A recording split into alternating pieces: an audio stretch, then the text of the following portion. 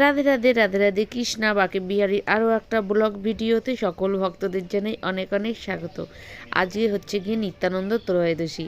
হ্যাঁ, নিত্যানন্দ ত্রয়োদশী হয়ে গেছে কয়েকদিন, কিন্তু তবুও এটা হচ্ছে গিয়ে সেদিনই আমার শ্যুট করা এই ভিডিওটা, কিন্তু পাবলিশ করতে করতে আমি জানি যে আমার কয়েকদিন লেট হয়ে গেছে, কাজের জন্য আমি করতে পারিনি।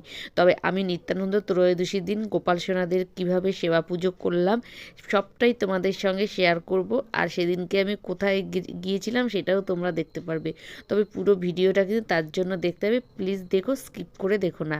আর দেখো, গোপাল সোনাদের কিন্তু সকালবেলা উঠেই আমি বসিয়ে দিয়েছি। এখন এদেরকে সকালবেলা স্নান দেব, তারপর এদেরকে ভোগ লাগাবো। গোপাল সোনা কেমন আছে তোমরা? সবাইকে রাধে রাধে বলে দাও। রাধে রাধে রাধে রাধে। দেখো দুজনে কি সুন্দর মিষ্টি হয়ে বসে আছে। আজকে কিন্তু দুজনের মুখটা খুব সুন্দর দেখাচ্ছে। রাধে রাধে বলো বন্ধুদের। আর চলো রাধে রাধে বলে আজকের ভিডিওটা আমি শুরু করি, সঙ্গে থাকো আর দেখতে থাকো। তবে এই নিত্যানন্দ ত্রয়োদশী কেন আমরা উদযাপন করি জানো? কারণ এই নিত্যানন্দ আর কেউ না, স্বয়ং হচ্ছে বলরাম। আর এই বলরাম হচ্ছে গিয়ে শ্রীকৃষ্ণের দাদা। তবে তিনি যখন নিত্যানন্দ হয়ে আবার জন্মগ্রহণ করেছিলেন এই ধরাধামে, তখন থেকে কিন্তু এই নিত্যানন্দ ত্রয়োদশী উদযাপন করা হয়। তবে এই দিনটা কিন্তু বিশেষ করে খুবই আনন্দের সাথে আমরা উদযাপন করে থাকি। আর এখানে দেখো গোপাল সোনাদের স্নান দেবো বলে আমি একটা স্বস্তিক এঁকে নিয়েছি। আর আজকে বাল্যভোগ দেওয়ার আগে এদেরকে স্নান করাবো, শৃঙ্গার করব, তারপর কিন্তু আজকে আমি বাল্যভোগ দেব। তারপরে তো দুপুরের আরও অনেক কিছু ব্যবস্থা আছে। চলো তোমরা পুরো ভিডিওটা দেখতে থাকো। আমি প্রথমে একটা পাত্রের মধ্যে দেখো স্বস্তিক এঁকে মাঝখানে একটা তুলসী দিয়ে, তারপরে আমি চারিদিকে ফুল দিয়ে গোপাল সোনাকে বসিয়ে দিয়েছি জামা খুলে। তারপর এবার কিন্তু আমি বাকি সোনাকেও বসিয়ে দিচ্ছি। এবার দুজনাকে স্নান দেব। তবে স্নানের সময় কিন্তু তোমরা অবশ্যই স্নানের মন্ত্র কিংবা ওম নমো ভগবতে বাসুদেবায় সহা কিংবা তোমরা অবশ্যই হরে কৃষ্ণ মহামন্ত্র জপ করতে পারো। আমি এখানে দেখো একটা পাত্রে ঘটিতে জল নিয়ে তার মধ্যে ফুল, তুলসী আর অগরু দিয়ে গোলাপ জল সাথে মিশিয়ে তারপর গোপাল সোনাদের স্নান করিয়ে শ্রী কৃষ্ণ গোবিন্দ হরে মুরারি হে নাথ নারায়ণ বাসুদেব শ্রী কৃষ্ণ গোবিন্দ হরে মুরারি হে নাথ। দুজনের স্নান হয়ে গেছে। এবার এদেরকে আমি এই জল থেকে তুলে তারপর ভালো করে মুছিয়ে দেব। তারপর দুজনাকে কিন্তু শৃঙ্গার করাবো, তারপর কিন্তু এদেরকে ভোগও দেব। চলো আগে ভালো করে দুজনাকে মুছিয়ে দিই। আর দেখো গোপাল সোনাকে আমি উপরে বসিয়ে দিচ্ছি। এবার দেখো দুজনাকে ভালো করে মুছিয়ে প্রথমে আমি প্যান্ট পরিয়ে দিচ্ছি, তারপরে আমি পোশাক পরাবো। জানো তো আজকের দিনটা কিন্তু বিশেষ করে আমরা উদযাপন করে থাকি, কারণ আমাদেরকে তো শুধু ভগবানের না, তার দাদারও আশীর্বাদ পেতে হবে। কারণ তিনি যতবার ধরাধামে জন্ম নিয়েছে, সে কিন্তু দাদা ভাই হিসাবে সবসময় তার কর্তব্য তিনি পালন করে গেছে। আর সেই জন্য কিন্তু আমরাও কিন্তু নিত্যানন্দ ত্রয়োদশী খুব ভালো করে উদযাপন করব। আর এদিকে দেখো কথা বলতে বলতে আমি গোপাল সোনাদের পোশাকও পরিয়ে দিচ্ছি। আর তারপর কিন্তু আমি এদেরকে ভোগ দেব। এখন কিন্তু অনেকটাই বেলা হয়ে গেছে, একটু ঠান্ডা থাকার জন্য না সকালবেলা যেহেতু স্নান করিয়েছি, আমি না সোয়েটারটাও পরিয়ে দিচ্ছি। এখন কি হয়েছে, মানে সোয়েটার পরলে হয়তো কিছুক্ষণ পর গরম লাগছে, আবার দেখা যায় সোয়েটার খুলে ফেললে তখন আবার ঠান্ডা লাগছে। তবে আমি সেই রিস্কটা নেব না, গোপাল সোনাদের বাবা ঠান্ডা লেগে যাবে। আমি তার জন্য এদেরকে সোয়েটারটা এখনই পরিয়ে দেবো। একটুখানি পর যখন আবার বেলা হবে তখন আবার এসে সোয়েটার গা থেকে খুলে দেবো। চলো তোমরা দেখতে থাকো আর সঙ্গে থাকো।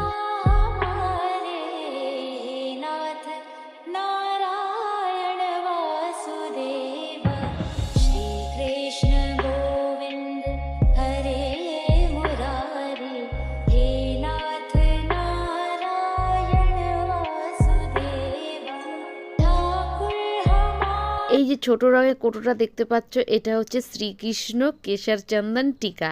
তবে এটা যেন তো খুব ক্রিমি আর খুব সুন্দর এর গন্ধ।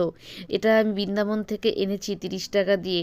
আজ এইটা দিয়ে আমি গোপাল সোনাদেরকে তিলক পরিয়ে দেবো। তবে এইটা জানো তো খুব সুন্দর গন্ধ, এটা দিলে পরে না একটা যেন একটা ফ্রেশনেস মানে চলে আসে। তবে আমি দেখেছি ওখানকার লোকেরা না ব্রজবাসীরা এই দিয়ে কিন্তু তিলক করে, টিকা করে। তবে এইটা আজকে আমি গোপাল সোনাদেরকে দিয়ে দিচ্ছি, এইটা দিয়েই টিকা করে দেবো। চলো আমি গোপাল সোনাদেরকে টিকা করে দিই, তিলক করে দিই, টিকা তো না, তিলক করে দিচ্ছি। আর তোমরাও দেখতে থাকো, সঙ্গে থাকো। এরপর কিন্তু গোপাল সোনাদেরকে আমি ভোগ দেব। আর দেখো এরপর আমি গোপাল সোনাদের সিংহাসনে বসিয়ে আজকে গোপাল সোনাদের সকালবেলা কিন্তু পায়েস ভোগ দিয়েছি। এটা আগের দিনের বানানো পায়েসটা, আর এটাই আমি সকালে গোপাল সোনাদের নিবেদন করছি। গোপাল সোনাদের আজকে সকালবেলা অন্য কোনো দিচ্ছি না, অন্য কিছু।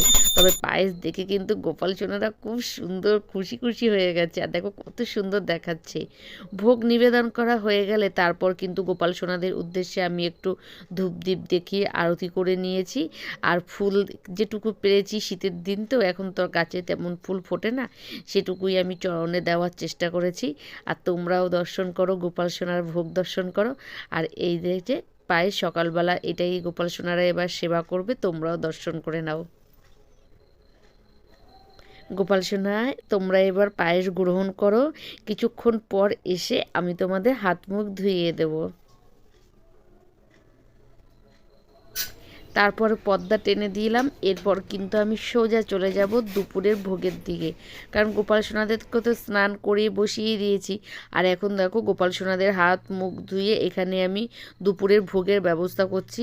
এখানে আজকে আমি নিয়েছি গোবিন্দভোগ চাল। এই চালটা দিয়ে না কদিন ধরেই আমার যেমন কেমন লাগছিল, গোপাল সোনাদের একটু পোলাও করে দেবো, পোলাও করে দেবো।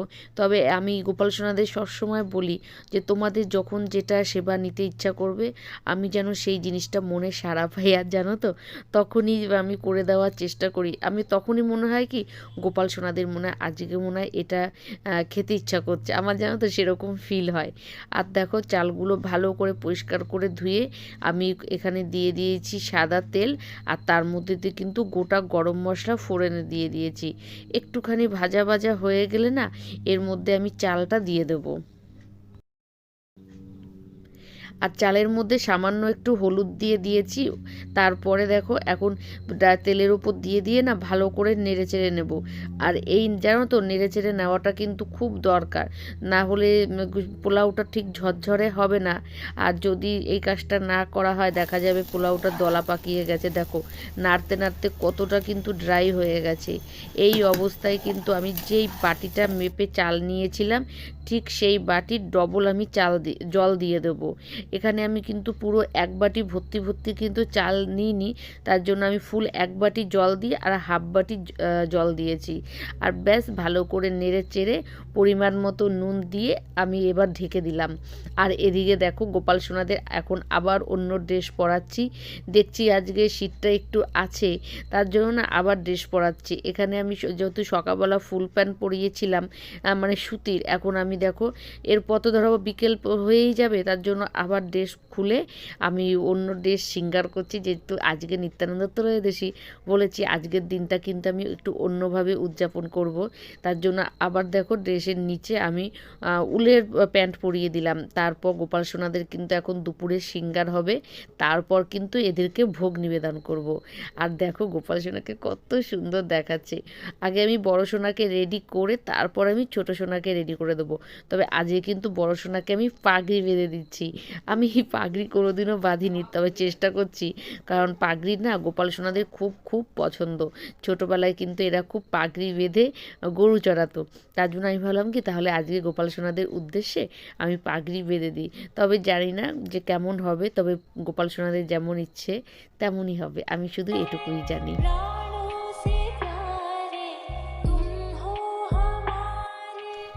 পাগড়ি বাঁধার সময় কিন্তু অবশ্যই মাথায় রাখতে হবে যে আমি যে সেফটি পিন যে আটকাচ্ছি সেটা যেন কখনো যেন গোপাল সোনার মাথায় কিংবা কোথাও যেন লেগে যায়।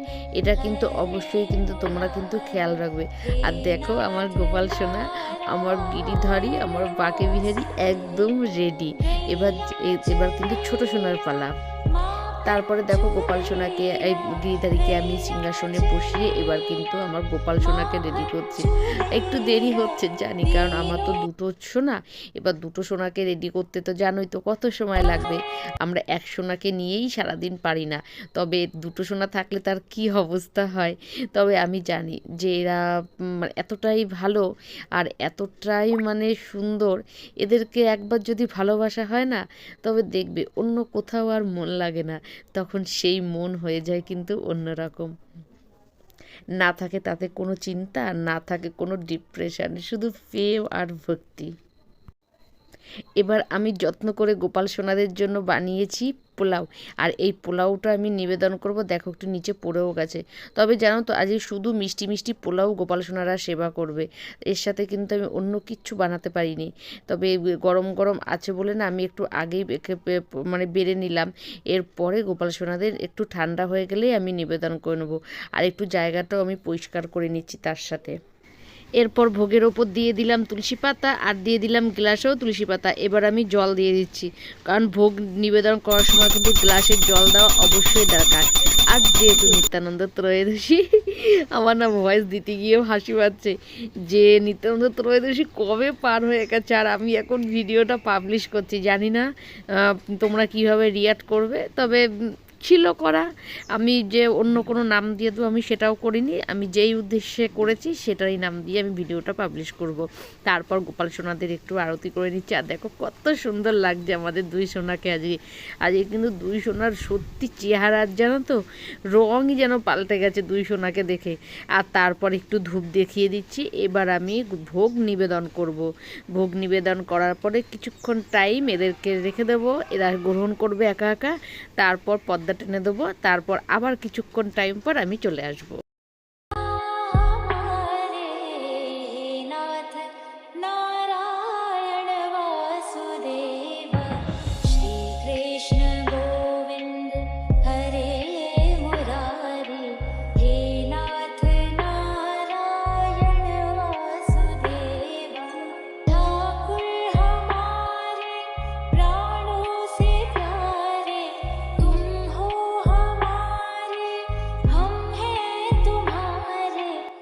দেখো কিছুক্ষণ পর আবারও ফিরে এসেছি, আর এখন কিন্তু গোপাল সোনাদের আমি হাত মুখ ভালো করে ধুয়ে দিচ্ছি।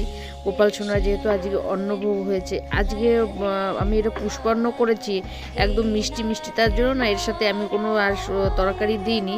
আর গোপাল সোনাদের এখন দেখো হাত মুখ ভালো করে ধুয়ে মুছে, আর এখন এই জায়গাটা সব সরিয়ে নেব, ভোগ তুলে নিয়ে তারপর দেখো জায়গাটা পরিষ্কার করে নেব। আর এই যে ভোগ প্রসাদ তোমরাও দর্শন করে নাও। আর এখন গোপাল সোনাদের তারপরে সিংহাসনে তুলে দেবো, তার আগে কিন্তু জায়গাটা আমি ভালো করে একটুখানি মুছে নিচ্ছি, যেহেতু এটা প্রসাদী জায়গা ছিল। আর তারপর সিংহাসনে বসিয়ে তোমাদেরকেও দেখিয়ে দিচ্ছি গোপাল সোনারা এবার কিন্তু সিংহাসনে ভোগ গ্রহণ করে তারপর বসে পড়েছে। আর এবার আমরা যাব গিয়ে মহাপ্রভু বাড়িতে। এই যে বাড়িটা দেখতে পাচ্ছ, এখানে স্বয়ং মহাপ্রভু নিজের মাথা মুন্ডন করেছিল যখন তিনি সন্ন্যাস ধর্ম গ্রহণ করবে। আজকে যেহেতু নিত্যানন্দ ত্রয়োদশী, তার জন্য আমরা মহাপ্রভু দর্শন করতে এসেছি। তবে হ্যাঁ, আমরা অবশ্যই কিন্তু তার সাথে আমরা নিত্যানন্দ প্রভুও দর্শন করব। এটা হচ্ছে গিয়ে কেশব ভারতীর আশ্রম। কেশব ভারতী হচ্ছেন গিয়ে মহাপ্রভু সন্ন্যাস গুরু, এখান থেকে তিনি সন্ন্যাস ধর্ম লাভ করেছেন। আর এখানে কিন্তু আজকে একটু অনুষ্ঠানের মতনও আয়োজন করা রয়েছে।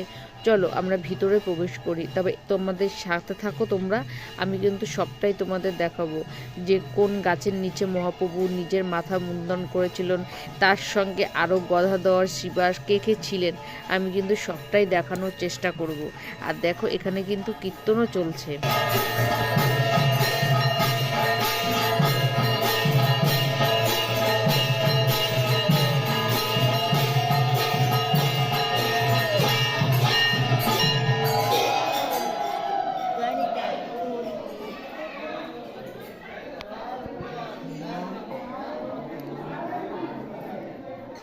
এত সুন্দর দর্শন করলাম যে আজকে ভালো দিনে জানো তো সন্ধ্যা আরতি দর্শন করলাম।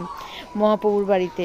এখানটা আমরা মহাপ্রভু বাড়ি বলেই সবাই জানি, কিন্তু এখানে হচ্ছে গিয়ে এখন সবাইকে না সামা চালের পায়েস দেওয়া হচ্ছে। হ্যাঁ, আর তারপর এখানে প্রসাদ দিলাম, প্রসাদ নিয়ে তারপর এবার প্রভু দর্শনে চলে আসলেন। এই যে এখানে যে দেখতে পাচ্ছ, ইনি হচ্ছেন গিয়ে নিত্যানন্দ পাশে, আর তার পাশে হচ্ছে গিয়ে মহাপ্রভু। এখানে মেন ঠাকুর এইটাই জীবনে দাঁড়িয়ে আছে, আর পাশে রয়েছে বাদিকে স্বয়ং জগন্নাথ, জগতের নাথ জগন্নাথ। সন্ধ্যা আরতি হয়ে গেছে, এবার তারা রেডি করছে যে রাতের ভোগের জন্য। আর সামনে নাথ মন্দিরে যাওয়া তো সবাই দেখো কীর্তন করবে, আর এখানে আজকে একটু লোকটা বেশি হয়েছে, কেন আজকে নতুন তার জন্য তো একটু মানে ভিড়ও ছিল, যে যার মতো ছবি তুলছে করছে। আর আমি একটু ঠাকুর তারপর প্রণাম করে নিলাম মহাপ্রভুকে, আর তার কাছ থেকে ভক্তি চেয়ে নিলাম, এই জড়াজগৎ থেকে যেন নিশ্চয়ই যেন মুক্তি পাই। এরপর দেখো আমি চলে এসেছি সোজা যেই গাছের নিচে বসে মহাপ্রভু স্বয়ং মাথা মুন্ডন করেছিল সন্ন্যাস ধর্ম গ্রহণ করার সময়, ঠিক সেখানেই। এই যে দেখতে পাচ্ছ এখানে না সমাধি আছে, কিন্তু সমাধির ঘরটা এখন বন্ধ, যেহেতু এখন রাত অনেকটাই হয়ে গেছে, 8টা বেজে গেছে, তার জন্য। এই সমাধির ঘরে কেশব ভারতীর সমাধি ছিল। আর এই যে গাছ দেখতে পাচ্ছ, এই গাছটা হচ্ছে গিয়ে স্বয়ং মহাপ্রভু এই গাছের নিচে মাথা মুন্ডন করেছিল। এখানে তার কেশেরও সমাধি হয়েছিল, তবে সেটা আমি দেখাচ্ছি, আগে চলো এই গাছটা পুরো দেখে নিই। আর সেখানে কিন্তু 5 জন সাক্ষীও ছিল, সেই সাক্ষীগুলো কে কে ছিল, আর মহাপ্রভু যখন সন্ন্যাস ধর্ম নিয়েছেন সেই সময় কারা সাক্ষী ছিল সেটাও দেখাচ্ছি। এই দেখো এখানে গাছের নিচে বসে এই সন্ন্যাস ধর্ম সময় মাথা মুন্ডন করেছিল মহাপ্রভু স্বয়ং নিজে। আমরা খুবই ভাগ্যবান যে মহাপ্রভুর কেশ সমাধিও আমরা একটু হলেও পেয়েছি, কিছুটা হলেও। আর এই যে পুরো গাছটা, যেহেতু রাতের সময় ভিডিওটা করেছি, হয়তো পুরোটা নাও দেখা যেতে পারে। গাছটা আগে বাঁধানো ছিল না, পরে এরা বাঁধিয়ে দিয়েছে। এই যে মুকুন্দ, তারপর রয়েছে পঞ্চদত্তের যে গদাধর স্বয়ং তিনি, তারপর রয়েছে চন্দ্রশেখর, তারপর আছেন এই যে নিত্যানন্দ, তিনিও সাক্ষী ছিলেন। আর তারপর রয়েছে ব্রহ্মানন্দ, তবে নিত্যানন্দও কিন্তু সাক্ষী ছিলেন যখন তিনি মাথা মুন্ডন করেছিলেন, ঠিক সেই সময়। এরপর আমরা পুরো বাইরের দিকে যাব, তারপর আমি তোমাদেরকে সমাধি দেখাবো, যে সমাধিতে এই যে সমাধি ঘর, এখানে স্বয়ং মহাপ্রভুর কেশ সমাধি দেওয়া হয়েছে, ঠিক এই জায়গায় তিনি বিরাজমান রয়েছেন। তিনি অবশ্যই যেন কৃপা করুক। আর কত সুন্দর মহাপ্রভু দেখতে, আর চৈতন্যদেব দেখতে এত সুন্দর দেখতে, মানে কি বলবো, তার গা থেকে যেন মানে ঝরছে অঙ্গ, মানে সোনার রং, এরকম একটা ব্যাপার।